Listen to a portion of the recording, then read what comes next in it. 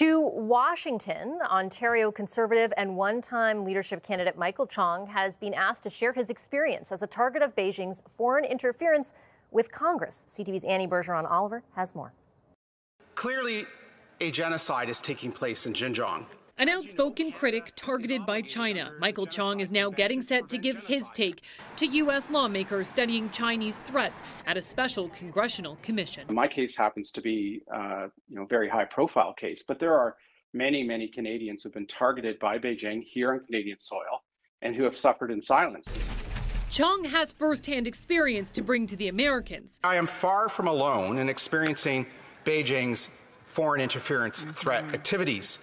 He's been the subject of Chinese disinformation campaigns online, and in 2021, he and his family were targeted by China after he spoke out about the country's treatment of the minority Uyghurs. The government needs to take this serious national threat for what it is, and to take it seriously and to take action to counter it. Since then, several other MPs have been briefed by CSIS and told they too have been targeted. I'd like to see the government actually come out with a national security strategy, or at least come out with a strategy to counter hostile state activities. The opposition parties all want the Canadian government to launch a public inquiry, but months after the idea was first floated, it still hasn't happened, though a senior government source says an announcement could come before Parliament resumes in mid-September.